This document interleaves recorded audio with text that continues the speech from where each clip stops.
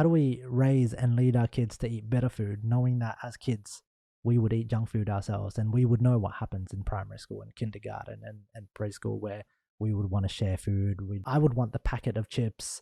I would want the lollies. How do you go about navigating that with your kids such that when they go to school, they make better decisions?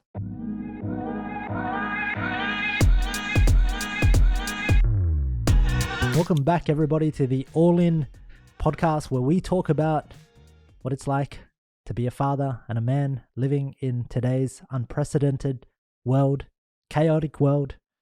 And I have my co-host with me, Alex and Linh. I'm Lin Trin, and together both our names make All In.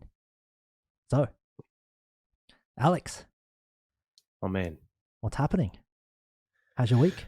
Good, bro. Yeah, getting back into it. Had a little family trip away, which was nice, and then back into the chaos of life as we're all aware of, being fathers, running businesses, providing for the family, maintaining great relationships, looking after ourselves.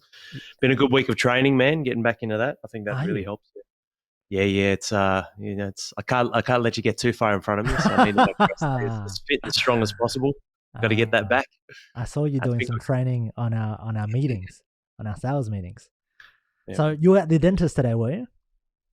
Yes, yeah, man, yeah. What'd you get done? Checkups. I just check up on the teeth, make sure they're nice and healthy, man. They were really bad. I had like 11 fillings back in the day when I was a kid. It's fucking horrible nutrition, horrible diet. What were you eating as a kid? You're half Italian, half Aussie? Yeah. Mountain load of pasta. The boys will laugh at this too, man. Like, I'm one of 4 boys. It got to a stage where I used to hide the Coke, and I go to the bathroom and hide the bottle of Coke so no one else could take it, because there'd only be a little bit left. Like, fucking everything, man. I was a pure glutton. 114 kilos, Lynn, at between sort of 10 and 12 years of age. I was overweight between 8 to 16. It's bad, man. Like, it's just ate fucking everything, hoarded everything, snacks, treats. Definitely the opposite of what we do now, man. Meat and fruits. Just like Lillian. A little Lil. All right. So speaking of which, I'm interested to dive into the topic of fuel and nourishment today, because I think it's important. Like, it just triggered a thought about your diet and how my diet's changed quite a lot. Like, we talk about how we've grown up eating, what is it? The normal pyramid diet, where you eat a lot of wheat, 6 servings of breads and cereals. You eat a lot of vegetables, okay, and the least important things were meats, right? Meats and fats. Yeah. So how did we come up to this concept? Like, I know for me personally, like, I've shifted my diet over the last 2 years, specifically 2 years, and prior to that, man, I've been in the fitness space for as long as you, like 17 years or something like that. I've been working out. Ever since I was 17, I started off as a personal trainer. I was really into dieting. Like, I did bodybuilding contests. I did If It Fits Your Macros. I've done flexible dieting. I turned vegan because Kerry turned vegan for a period of time for 2 years. So I was vegan. Man, I've done paleo. I've done keto. I've done intermittent fasting. And it wasn't until 2 years ago. And all of that stuff, at some level, it didn't feel quite right. Like, at some level, I've always grown up overeating food. Like, I've always gone, man, I'm always hungry. And if there was a diet that, I could eat whatever I wanted and how much I wanted, lose weight, I would be on that diet. Because I always knew that my problem was overeating. It was always like, man, I'm always hungry and I'm always overeating. And then I just never felt full all the time. So, bro, if I rocked up to a cafe, like if I would stay at a hotel, there was an all-you-can-eat buffet, I'd be fucked. Right? Game over. Like, I just knew what would happen. Right? And so no matter what diet I went on, I was always fucking hungry. Like, I was always not satisfied.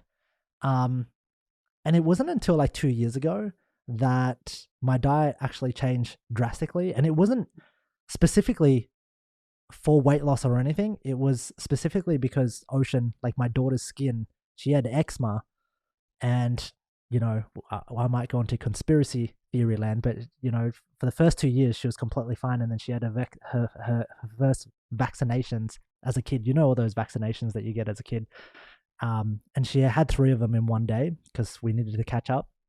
And then after that, her skin has been shitty as hell. Like, she's got itchiness. She reacts. It wakes her up and keeps her up at night. She's got a lot of like redness in between the thighs, and it's, you know, she's quite irritated by that. And so a couple of years ago, we started to take food really seriously because it started off with her. And so she couldn't eat bread anymore because bread would like flare it up, right? And then she couldn't eat like muffins anymore. So obviously, like, she couldn't eat shit anymore, which is what I'm trying to say. Like, every time she would eat crap, processed foods, things in a packet, you know, nuts, she couldn't have nuts. And we had to get her better through a series of elimination diet. And then the only thing that she could actually eat was a lot of oxtail. We could feed her liver because we wanted to make sure she had all the vitamins and minerals, and so liver was a choice, and fruits. And so she really stemmed off. So she was eating a lot of root vegetables like potatoes, carrots, meat, and fruits. And basically, she was the catalyst of how I changed my diet. Because if she can only eat that, me and Kerry were like, well, you know, we shouldn't be having ice cream around her, because what kind of shitty parents would have ice cream around their kids when they can't have ice cream, right? So Ocean was the catalyst, and it kind of led me down the road to all these people, like the message that Liver King was sharing, which is a really good message, by the way, just not the delivery and how he shared it. There's this guy called Carnivore MD, and these people that were talking a lot about the carnivore diet, that really opened up my eyes. And so 2 years ago, I gave it a really good try. I went carnivore for 30 days straight. I felt like shit. Like, I felt good because part of it was I could eat. Part of the carnivore diet is eat how much you want to eat and let your body kind of tell you when you're full. And I was like, fuck, like that's what got me started. I can eat as much as I want. Like, I don't want to be hungry in a diet, right? And so the thing about when you're eating a lot of meats and fats, it's so satiating that you don't want to eat anything else. Yeah, it's like, bro, there's only so much steak or there's only so much lamb shoulder that you can have until you're like, fuck this. I don't want to eat food, right? So I was on it for 30 days, and it was good and bad. Like, the good parts were I was full, I was losing weight, I wasn't having constipated shits like I thought I would because I wasn't having any vegetables. But the bad thing is that I noticed like a lot of my energy levels plummet. Like, I just wasn't getting, because I'd been training in the gym for like 17 years. You need an amount of glycogen and glucose when I strength train. So my strength went down. My cardiovascular system went down. Like, I was doing 30-minute high intensity training with Kerry on the Peloton, and I was like, I can't keep up with my score. And then that's when I decided to add in fruits to obviously get the sugars back in, to get the fructose and the glucose back in. And ever since then, bro, I haven't looked back. I haven't looked back for over the last 2 years. And I can say that I feel generally the best. I don't have to think about my diet anymore moving forward. I'm not really thinking about, oh, what am I going to eat? It's really like going, hey, if it's meat, okay, if it comes from beef, if it comes from lamb, lamb is better than beef for me because it's not as scaled, it's not as mass produced. And so the quality, I reckon, in lamb, especially in Australia and New Zealand, is better. And it comes from fruit like watermelon, oranges, mandarins, then I'm going to eat that. And so it's just not changed the game for me, but more importantly, Ocean's skin has been amazing over the last year and a half since getting on the diet. And so I've kept telling you, I've gone, bro, like, I saw your kids come over and I was like, bro, we've got to fix their diet. We've got to fix their nutrition. And it's funny because, even though they don't have the symptoms of eczema, it's like, it's crazy how eczema and having a consequence of eating shit, if there's a consequence that Ocean flares up, then she's going to want to eat well, right? And it goes back to needing those reminders in our life that we need a consequence if we do bad things straight away to remind us to do good things. And I think that's why the adherence has been so easy to stick to the diet. So that's kind of my backstory regarding diet. What about yours? How did you get onto like meat and fruits? How did we get to this same destination? You just told me to, so I just do whatever I'm told. Correct. Correct. Good podcast. Similar things, man, in a different way. I think being an elite athlete for so long, one of the biggest challenges was when I had my knee reconstruction, I still wanted to pursue rugby league, but I would swell up, man. Every training session, my knee would just be a balloon. They try and get me back because you're like the meat market to them. If you can't produce, you're out, right? They look for the next talent, the next superstar. So I was forcing myself to get back on, and as a byproduct of that, man, I was smashing anti-inflammatories. And this then progressed into CrossFit, being able to snatch 120 kilos, clean and jerk 180 kilos, like lifting big weights, man. again, the knee would swell. Even though my biomechanics were better and I wasn't doing contact sport like rugby league, I Mm. look back, man, over a span of, cause similar to you, probably a little bit less, maybe the last year, maybe 18 months. I've been following this regime, but before that, 15 years as an elite athlete, I try and outwork my diet. I made protein a priority, sure, but I was never as clean as I could have been. But also, 15 years chasing that after that initial trauma with my knee back in 2007. Yeah. Yeah, man, like it was always swollen. Anti-inflammatories for 10 years, Lynn. And I think the reason why you're talking about consequences, right? And this brings me to my point with ocean, it's easy to see because those inflammatory markers. And I Yeah. think that was a big lesson for me, the inflammatory markers of eating bread. Bread won't kill you, but there's no consequences, right? If you're someone who hasn't had that susceptibility like ocean has, or like my children, Yeah. they eat meats and fruit, great diet, but we definitely sprinkle in more treats, so to speak. And because there's no consequence, it's something that's more widely accepted. However, the hard part for a lot of men watching this and fathers is as you enter your 40s and 50s and whatnot, when you turn side on, it just looks like you've got this fucking cancer that's growing on you. That's literally like when you look at people side on, you can almost shave it off and be like, man, look at that, get rid of that. There's an optimal human being. And Yeah.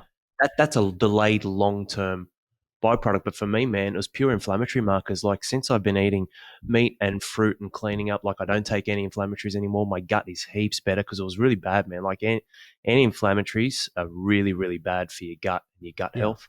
So bringing that in, man, I feel I'm not as lean. I'm getting there, but not as lean as when I was an athlete. But I'm training a tenth. But I feel so much more healthier now Yeah. through having that wholesome nutritional protocol. Well, I think a lot of men get fat per se, and I don't necessarily think that it's their fault. And the reasons why I say this is, a lot of food is manufactured to taste good. A lot of food is manufactured to prolong its lifespan, and so there's a lot of artificial ingredients added so that the food has a longer use by date. And by doing that, they manufacture food to taste good, and they manufacture food to be addictive. They manufacture food to live as long as possible. Be We generally convenient. know that, and be convenient. And so what It's happens? weaponized, isn't it? It's really been weaponized against slowing Well, us down. yeah, I, I would say that it's food's been manufactured for profit, and so when you're looking at profit, you're not looking at what is the best ingredients to put into our mouth. It's kind of like going, hey, how do we increase the lifespan of this? What additives do we need to add? How do we make this more addictive so that people come back to buy more and eat more of this, and so that we can actually increase our profit margins? It's part of capitalism, right? And so there's a negative consequence here, and that is the food's becoming more addictive. Okay, the food that we eat isn't necessarily food or fuel that our body actually wants. Our body can use it. Like a lot of people go, back in the days when I used to follow If It Fits Your Macros, it's like, bro, as long as you get your macros, you'll be fine. Like just follow your macros. And I go, and I bought into that belief. And I go, yeah, but just because it fits my macros doesn't mean I should be eating McDonald's. Doesn't mean I should, like, if a pile of shit fits my macros and I literally take poo, dung, right? I put flavor into it, I sweeten it, I turn it in, I add dye to it so that it looks like ice cream. Should I still be consuming that dung? Fundamentally. And the answer is no. And I think the reasons why I say it's not our fault is because our biochemistry has been changed such that we don't know when we feel full. We're not intuitive with our bodies anymore. Like, and for a long time, I wasn't intuitive with my body. I was like, if I'm hungry, I'm losing weight. And so I'd get into this cycle of like, I'm starving and then I'm hungry and then I'd overeat and I binge and then I get hungry again. And the only way I knew how to maintain my weight was to be hungry.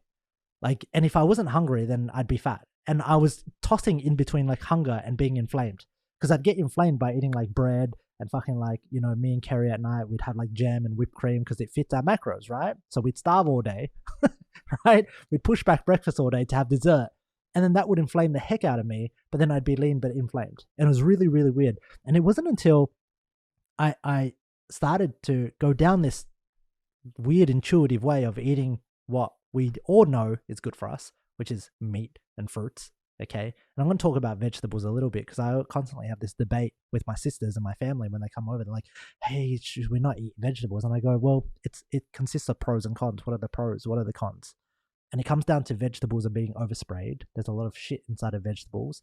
And you're going to get a lot of antibiotics. You're going to get a lot of things. It can't be broken down. It probably destroys the gut. Oh, my camera's They've got gone. their own defense mechanisms. Yeah. It's got its own defense mechanisms. Okay. And so it's not necessarily good for us. So just going back to that, I think it's not men's fault because we're overeating because the food causes us to overeat. The food causes us to lose our intuition on what to eat, how much to eat. The food causes us to go, hey, our body can no longer communicate to us the right signals to tell us when to stop. And so quite often we get into the cycle of we're hungry and then we'll eat and then, oh shit, we're now really full. And then it's like, oh, now we're really full. And then 2 hours later, we're really hungry again. And so I think that's become a problem. I think it's important to address because I don't know how we're going to go into the future. I don't know what the future looks like regarding food. It looks like, we're all going to be plugged into a tube and people are going to manufacture food and then they're going to tube feed us all our calories, as like robots and shit. So that's a little bit scary. But I think food's important because it's the nourishment of our body. It's the nourishment of our kids. And seeing firsthand what bad food has done to ocean skin has kind of just like brought out the awareness. Does that make sense? Yeah, definitely, man. And you're right. We're heading into a tough territory to navigate because traditionally, if you go back only a couple of generations, here are our fathers who know exactly the A to B process because they were in the agricultural revolution and farming. They knew what was involved. They knew exactly what they were eating, what they were putting in themselves. You see even the explosion of cereals coming in the 1900s or mid 1900s, where it's like all of a sudden you're going from eating bacon, eggs. The eggs came from the chicken that you looked after and fed on the farm, and you're eating steak. And the fact that even today, mate, that we need to label it grass-fed. Could you imagine like 100, not even 100 years ago, like saying, oh yeah, that's grass-fed steak. Like the farmer would be like, what are you talking about? That's what cows eat. They eat grass. So there's so much confusion. You're right, man. And there's so much where I agree. I think fathers, with the amount of stress on our plate and whatnot, we're not here to point the finger. It's not your fault, man. If you're feeling lethargic, run down, fatigued, and you've been bought into or seduced into a state of convenience, comfort, which has changed your complete biochemistry to then become dependent on something. You throw that on top of the mix of all the other chaos. Like, it is very tough, man, for fathers to zoom out and then even explore the standards of what they've accepted, let alone do something about it. It's also too, funnily enough, you mentioned that, and I want to make a point that I've come to the realization that food, as anything scales, the quality of it decreases. Okay, because as you scale something, and this is where you look at chickens, right? You look at chickens, and I don't eat a lot of chicken because I don't react well to chickens. I eat chicken and my skin starts to hive. So there's something there that's happening, and whether it's the antibiotics or whether or not it's the conditions by which the chickens are being grown. But when you scale something, the quality decreases. It's why my preference of red meat, is kind of lamb, because I look at they haven't quite scaled lambs in the sense that they don't have the big farming factories. They don't have like the way that chickens and pigs and cows are actually led in. And they've kind of like added all these steroids. Lamb's quite abundant in Australia and New Zealand. Fingers crossed, right at this time, that it will stay that way. But I think over time, when you look at things that are popular, like I remember drinking milk when I was young, and I was completely okay with milk. Like I didn't have lactose intolerant. Like back in the days, you'd go to the milk bar, you'd buy a bottle of milk, and you could drink it. Nowadays, everyone's lactose intolerant, and I think the reality is we're not asking why. We're not investigating, well, how has the production of milk changed? How has the production of milk changed such that my body, it tasted like really good milk back in the days, and now it doesn't taste like proper milk. I don't know if you've had milk lately, Al, but the taste has changed. And in order for me to get that same taste or that same thing back, I now drink cold pressed milk, which is like a different way for them to refine and process that milk to get rid of the bacteria and process it. And it's cold pressed. It's not pasteurized, not heated up. It's actually just used a lot of pressurized through cold pressing it, right? But when I drink that milk, it takes me back to the childhood. It takes me back to going, oh my God, this is what milk used to taste like. And I'm not lactose intolerant. And so it comes to this place where it's like we have all these things, such as gluten intolerancy, lactose intolerancy, coming as a byproduct of scaling food so quickly to meet the demands of what people need. I think it's an important conversation. I'm definitely no expert by it. I'm literally just pointing out my observations, my changes with it. But I genuinely think that, if you want to live a good life, if you don't want to be inflamed, if you want to have your weight under control, if you want to feel full and satiated, I can't recommend going back and just getting your body really good foods to eat. The meat and fruits are probably my first recommendations, and remove everything else. And if you do something as simple as that, if you eat as much meat, how much meat should you eat? Man, I would say I'd say 80% meat and 20% fruits. It's probably what my diet is. Fruits is kind of like the topping, but I'm trying to always trying to look for fatty cuts of grass-fed meat, organic, right? It's even funny that you mentioned grass-fed and how we have to say that it's grass-fed, because it's actually used as a marketing ploy.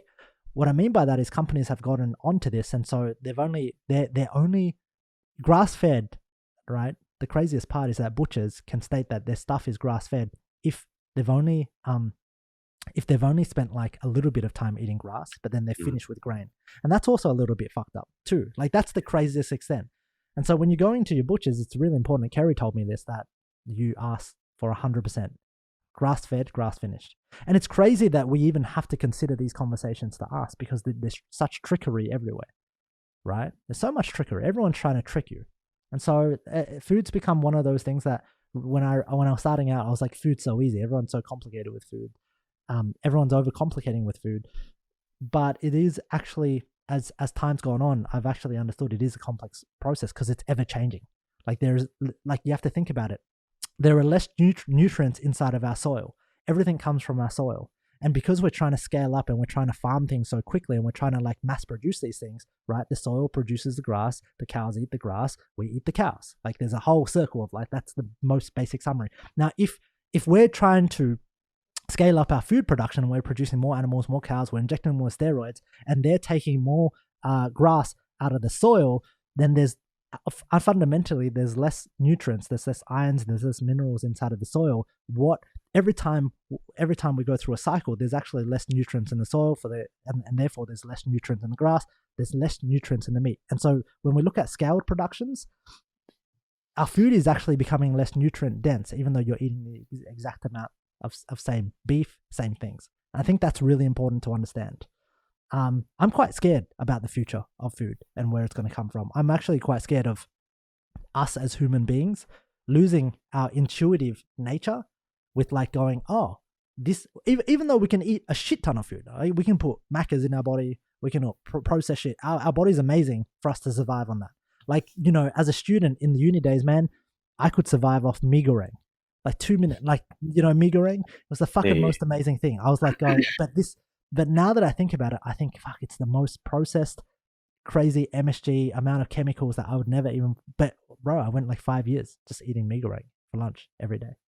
And so the conversation of food needs to be had, because I generally think that most people don't know what to eat or how to eat, and they don't have they're losing their gut intuition when it comes to recognizing food. Like, they're losing the receptors and the responses of what their brain says to their gut. They're losing, hey, am I full or am I hungry? And I found this paradox too. And I think that the craziest part, man, is this. The fitness industry, the people that are the fittest, though, they look lean, they're not the healthiest. In fact, they live their lives in such a regime that they're so obsessed about weighing everything out.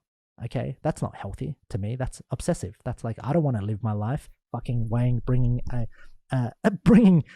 scale to the restaurant because I need to weigh up how much my food weighs. I think, you know, our bodies should tell us when to eat. Our bodies should tell us when to stop. And the reasons why we're losing this is because of all the chemicals and not being able to process the right foods for our body. And so our body's confused as to going, hey man, I know you ate a lot of stuff. I don't know what the hell it is. So I'm going to tell you that we're full now. And then, oh wait, where are all the nutrients? We're now hungry again, right? It's this complex. And it's really funny what the fitness industry portrays, especially bodybuilders, that's the pinnacle of health. And yet it's so far away from what health is. It's ironic that the fitness industry portrays health, okay, but it's got nothing to do with health. Like the bodybuilders on stage that are absolutely shredded, they're jacked up with drugs. They got steroids jacked up in them. They're at their most weakest state on the show. And yet we idolize that. Some people idolize that. We look at that and we go, we want to aspire to be that. And what you're going to recognize is that person's dehydrated. They got no fluids inside of their body. They're hungry as fuck. They're also weak as fuck. They can't do shit. They're drugged up as hell. So that's idolized as health. And I think this conversation, as I've matured over time, don't get me wrong, I was part of that crowd at one stage, bodybuilding, competing, going, hey, like I know about health. And yet I was eating tons of chicken. I wasn't looking for organic, no grass fed. I was having bread and grains as long as it fitted my macros. And yet I was anything but the pinnacle of health. And so having a look at Ocean and really being responsible for her and her food has opened up my eyes as to what health actually is. Isn't it funny? It's an extremely unbalanced approach for what should be the beacon of light in the health and fitness industry, right? When you look at it, got nothing to do with that. The craziest part, it's like it's all a bit of a scam. It looks like a Ferrari on the outside, but then you open up the engine, and it's like fucking little Toyota. It's worse. It's got no engine. It's got absolutely no fundamentals. Now, obviously, if you're 100 kilos overweight and you do some of the things that the fitness people talk about, sure, you're going to be more healthier than you are. However, there's another line where you're not really optimizing for health now, you're optimizing for looks. I think that's quite dangerous as well, as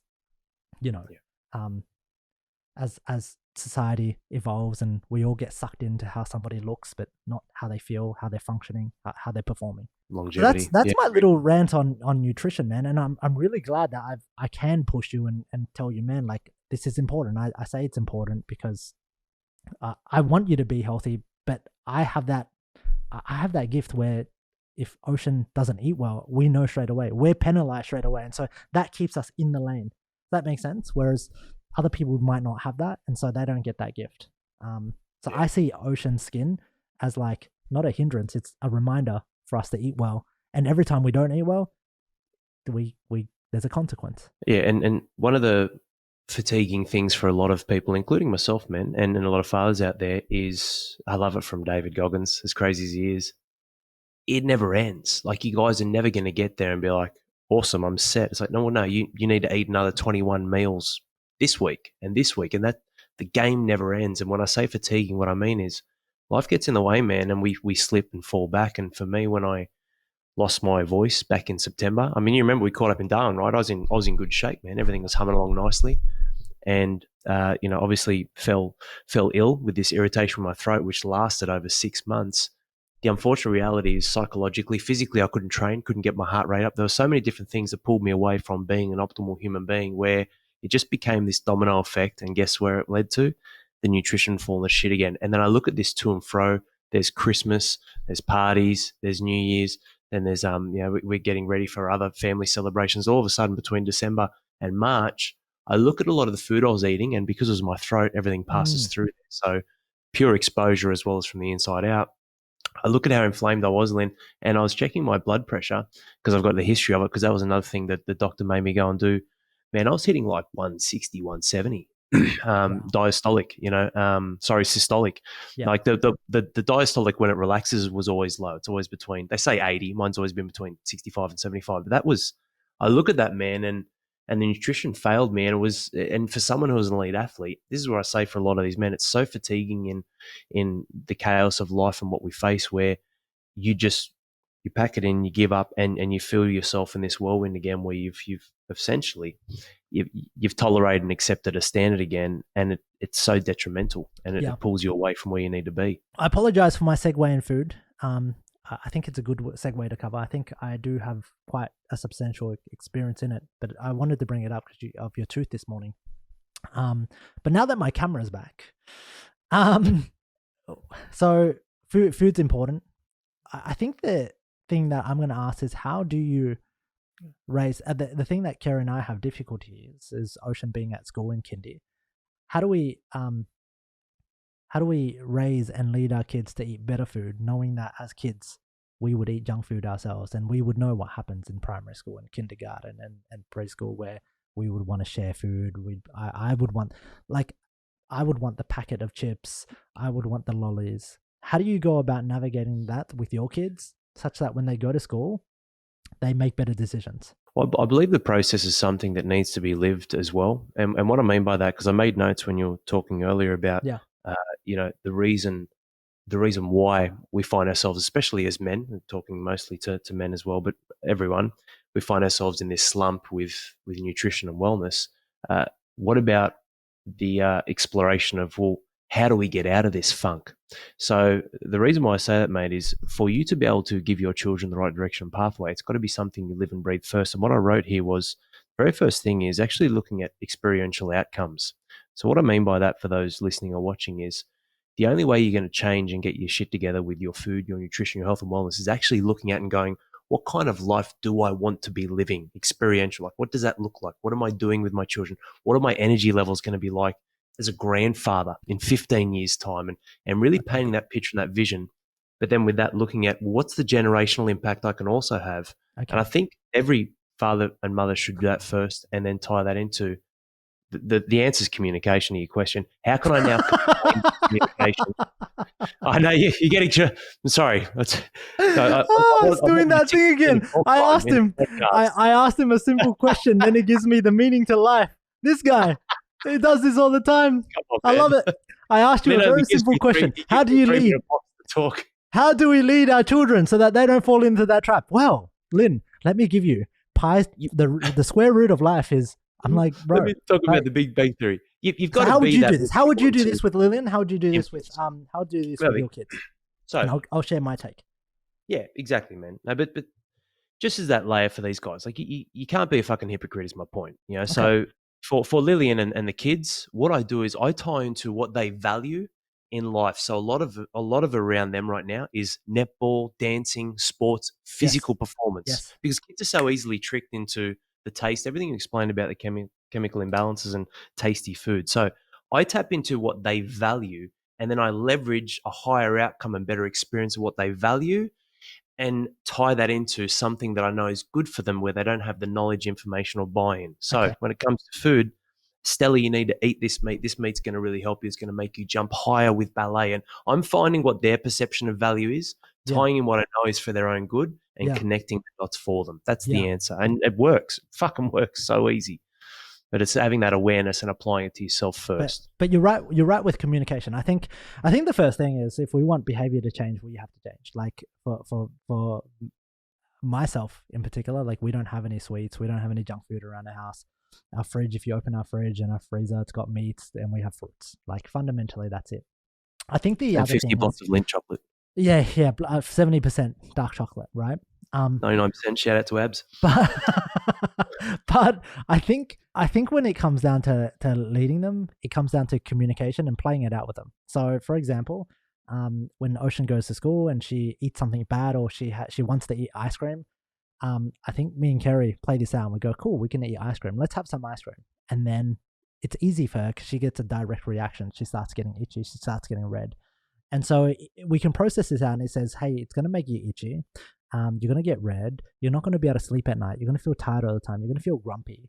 And so there's consequences and we allow our kids to experiment the downfall and process it with them such that we can be in the shit with them to go, hey, man, like this is your choice. You wanted the ice cream, but here are the consequences. And I think for a lot of people, like I'm thinking about Lillian and I'm thinking about Stella, your kids, I'm like going, hey, like if you want that bag of lollies at 3 p.m. in the afternoon, sure. Like here it is. Let's try it once. I'm going to tell you, I'm going to advise you that it's a bad idea, but let's play it out. If you keep insisting, sure, let's do this together and let's run this as an experiment. Have the lollies on an empty stomach. Recognize that you're going to have a stomach ache and a stitch for the next 2 hours. Recognize that was a consequence of having the lollies on an empty stomach at that time.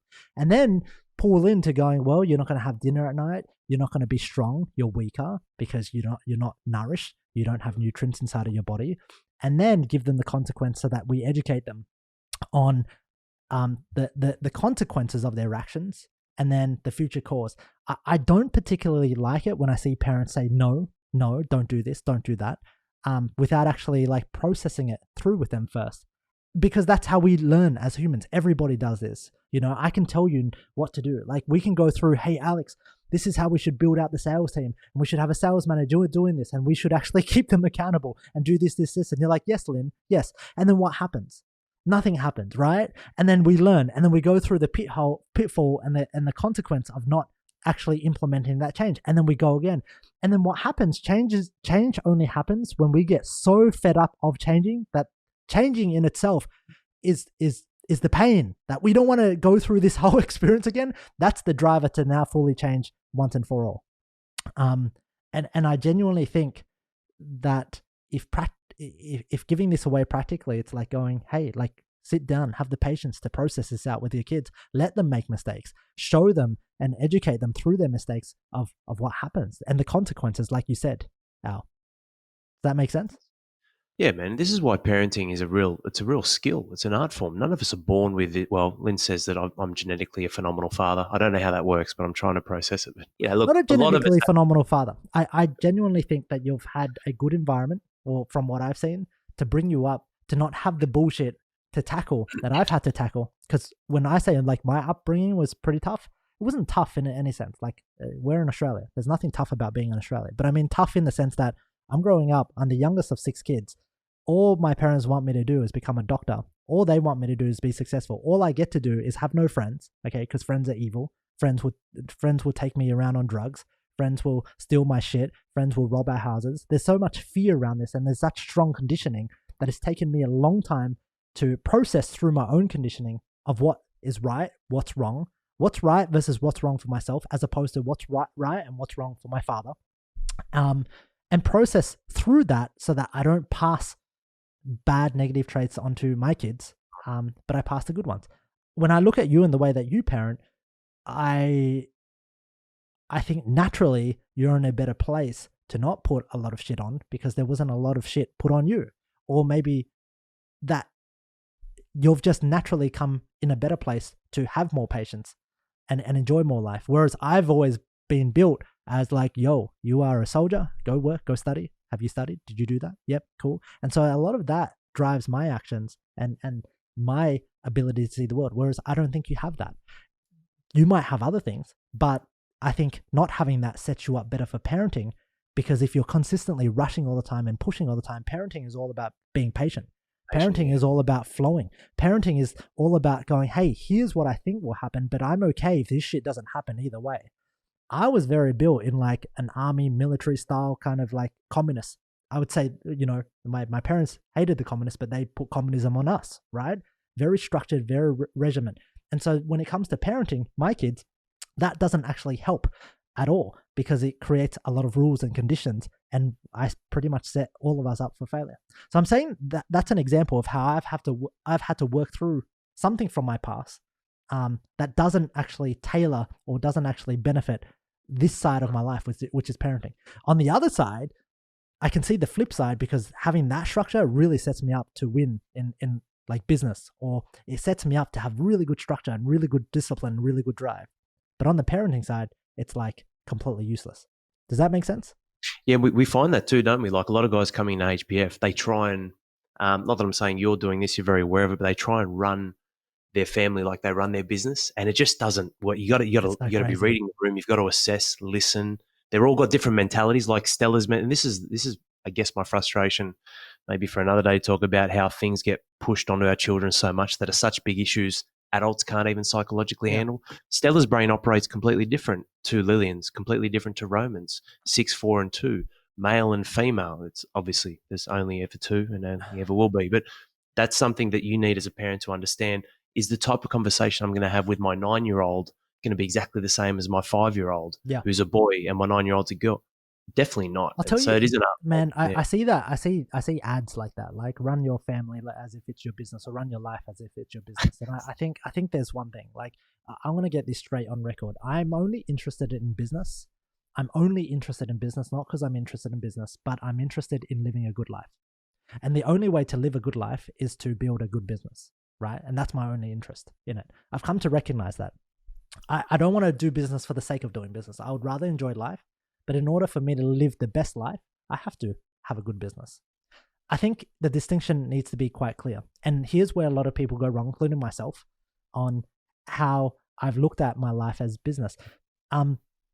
Life is art form. The kids are continually changing. If you have 2 kids, you have so many variables. You know, I've got Atlas, who is 6 months, right? And he's now starting to like sit up. That's fine. There's not a lot on with Atlas. But Ocean, from 3 to 4, within like 6 months of her life, she completely changes into a different person. She's adopting different things.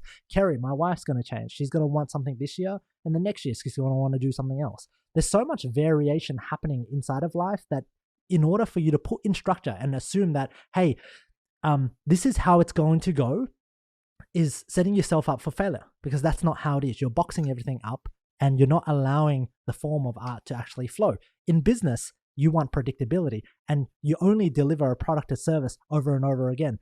If you consistently innovate in business and you're always changing your product, and you're always, every month, you're creating a new product or you're creating an entire new business model, then you cannot run your business systematically or put systems and processes in, because whatever systems and processes you put in last month are now redundant this month because you have an entire new business model.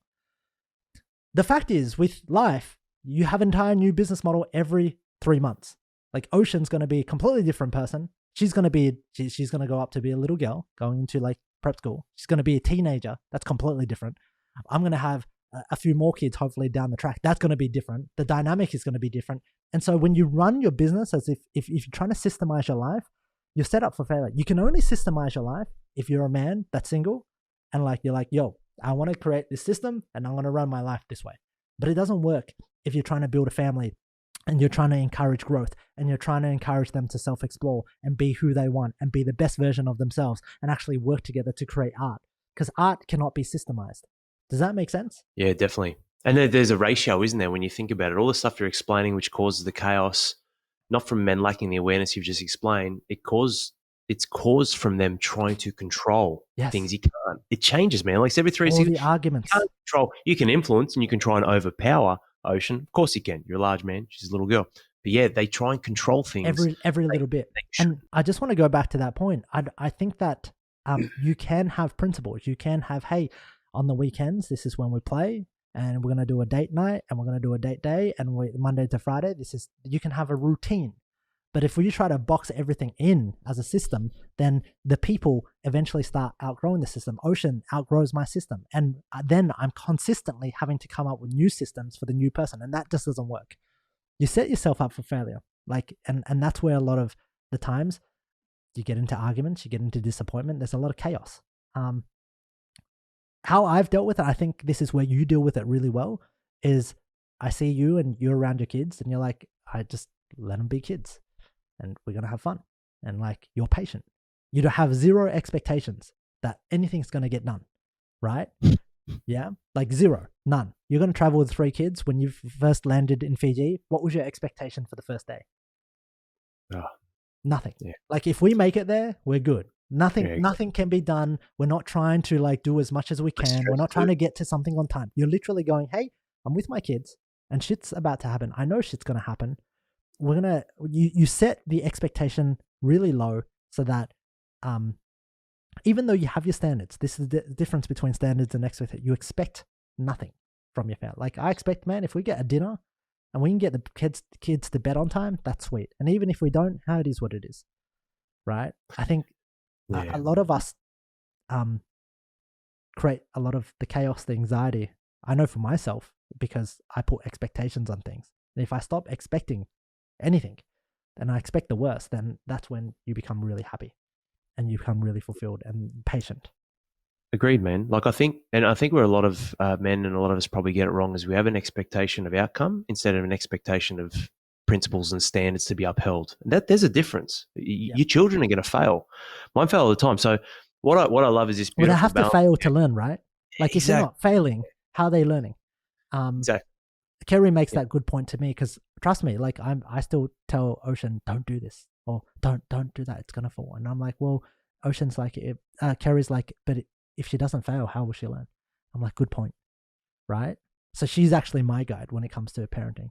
But sorry, what were you gonna say? Yeah, no, that's exactly it. That's what I was going to expand on around. Look, our kids have hurt themselves, grazed their knees and whatnot. I don't want them to go through a traumatic experience like, okay, jump off 3 steps going downstairs. Yes. You might fall. Okay, well, let's jump off 10. There are lessons that don't need to be learned through traumatic expression.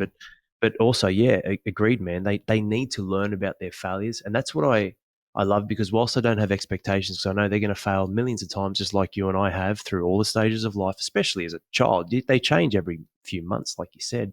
The biggest thing is making sure that us as men, we combine that and that acceptance and I guess not tolerance, but having that open nature and that support coupled with challenging them. So I do Yeah. challenge my children. I challenge them to pursue. I challenge them to stretch, to grow, to try things. But I don't have an expectation that they'll be successful because I know, man, if they keep doing that, Lynn, and they learn from their failures, that's a lag measure, right? They will Yeah. become successful. They're Yeah. resilient, persistent, but also we haven't taken away the joy. And a lot of people forget that, man. Joy is so important in life, and that's not a fluff word. It's vital, I think. Otherwise, why are we here?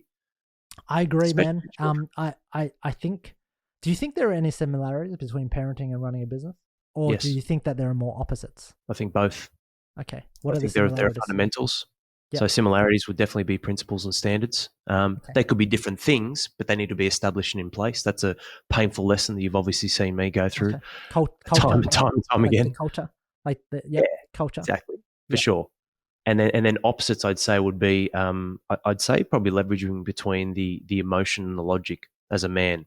They have their place for sure in business, but they also have a different place inside of parenting and our children. So there are opposites in terms of the goals.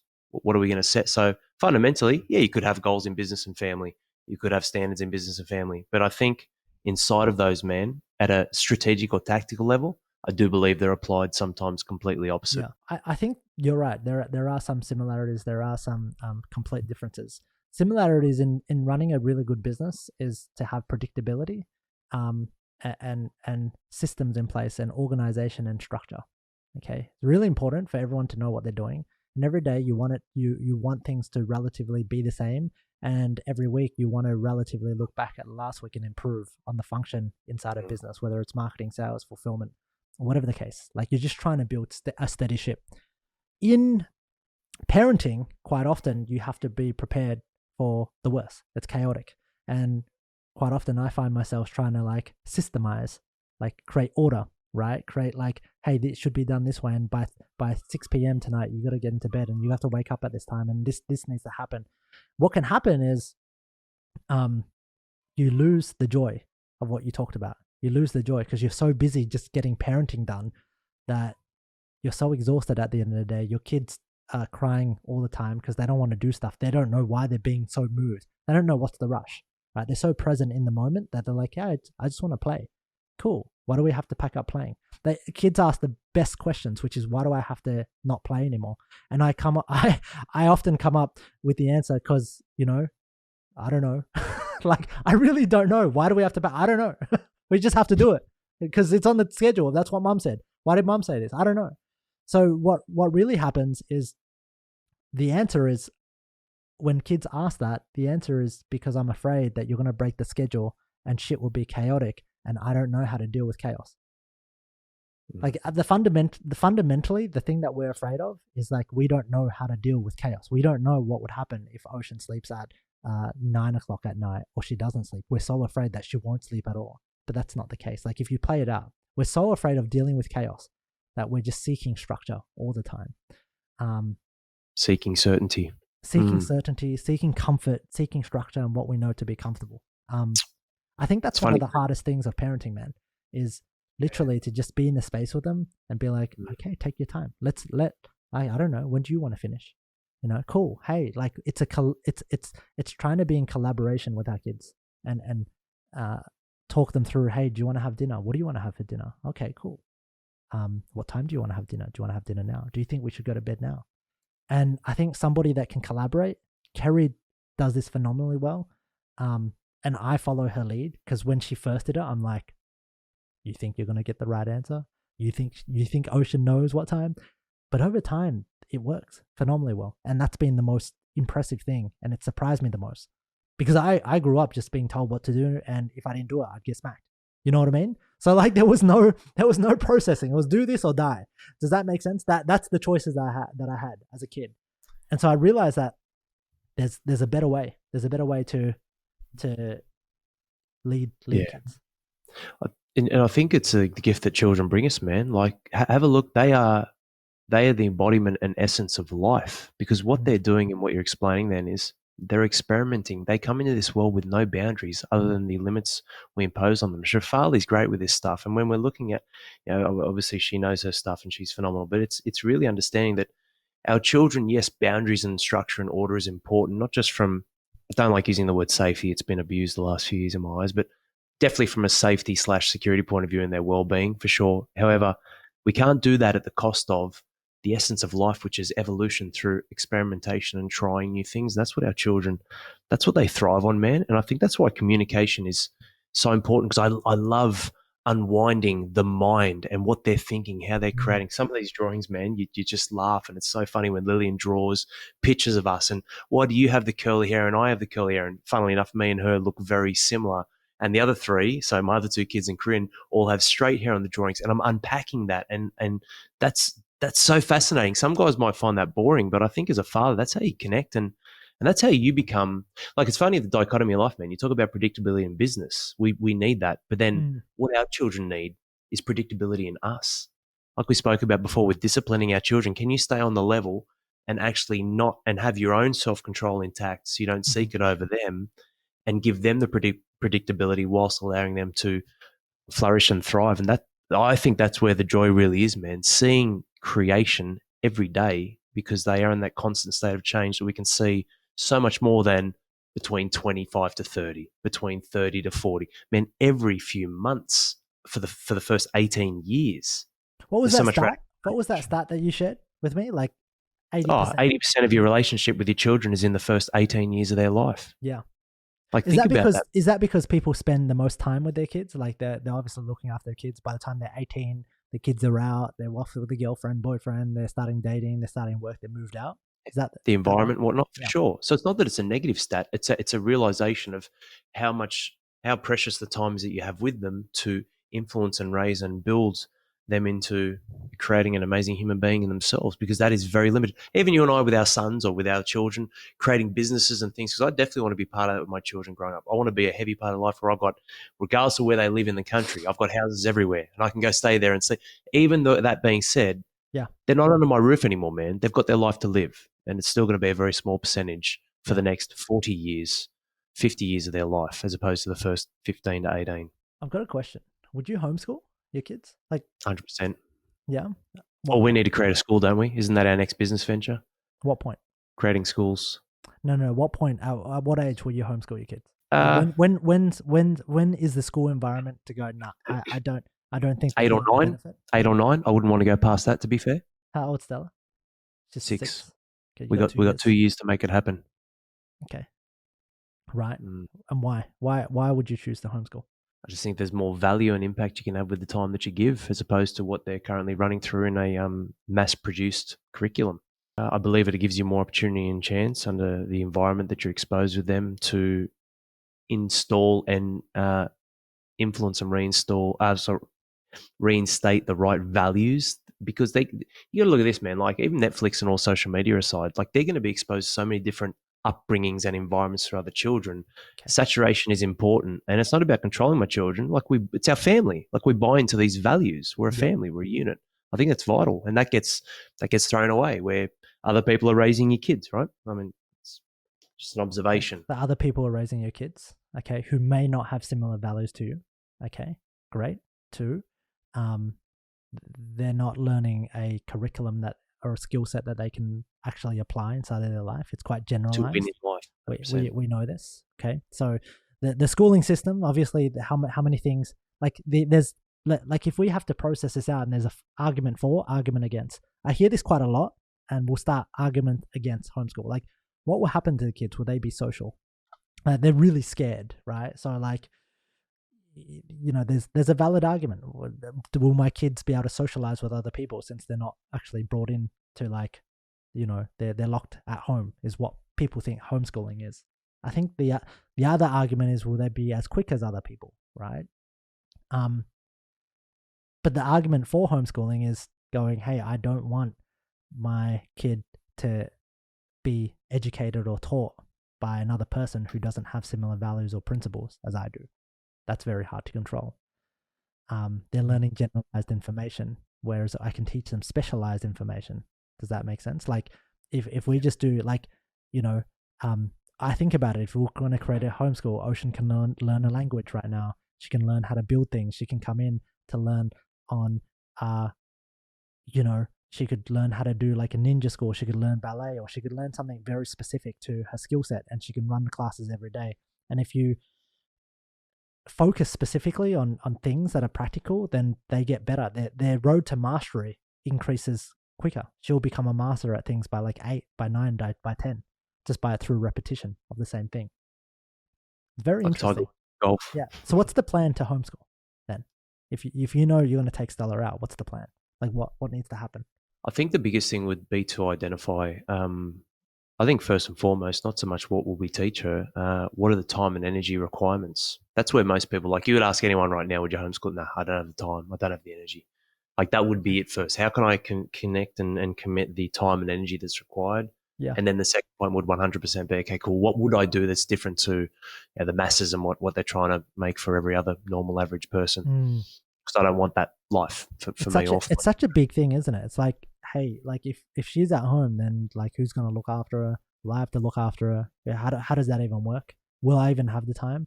And I think a lot of people are getting to that point where they do want to do a homeschooling. I think that we're opening up the conversation because we're seeing such bad curriculum inside of school. We're seeing what they're teaching inside of school, and a lot of us generally don't agree with everything. And so there's always that spark of thought, but it's too but in order to take action on it, it's too much of a leap. It's too much of a jump in order to take action on homeschooling, because we don't have that time, but we don't know what to do. And so, you know, something that I proposed last week is we got to build our own school.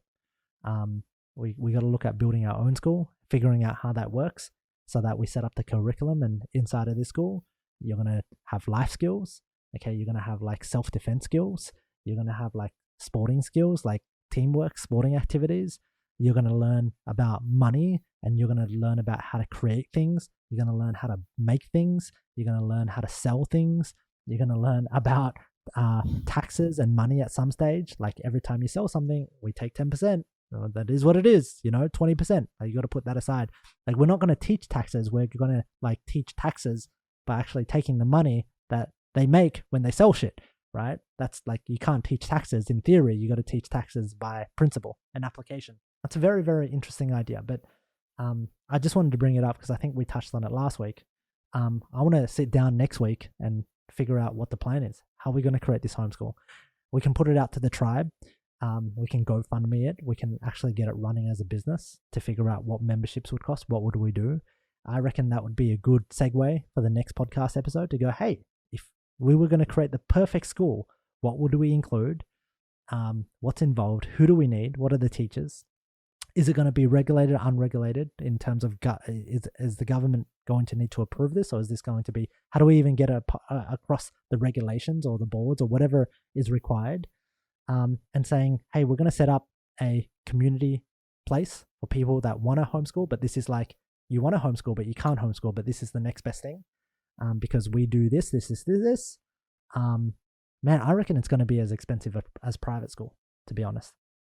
20, 30 grand per, but even that's not expensive. That's actually cheap, because it's, what's the cost of your kids of having the right education? On their future success. Yeah. Proper.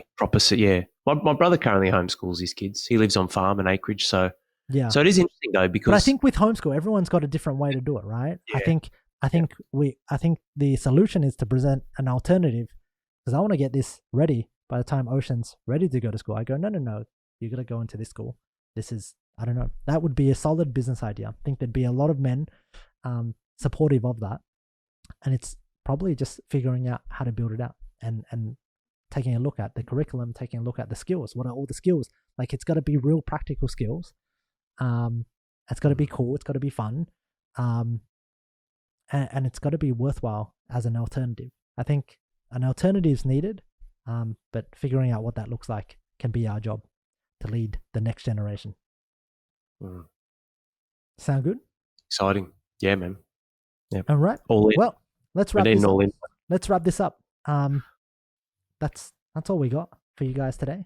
If you liked this episode, leave a comment down below. Let us know what you think about homeschooling. That we obviously touched on nutrition, and then we're going back with kids. But is a new homeschool or is an alternative to the schooling system needed? If so, what would you add to your homeschool? What activities would you want your kids to learn? Would you want them to learn self-defense? Would you like to learn how to make shit and sell shit? Would you like them to learn gymnastics? Would you like them to learn music? All of the different things that they can actually learn, as opposed to sitting in the classroom and going through the normal education system, which obviously has its pros and cons. It's produced, adequate people thus far. It's worked thus far. But just seeing where it trends and how dangerous things can shift, such as, what was that book, The Shift, that everything's normal, that book that went viral on social media last week.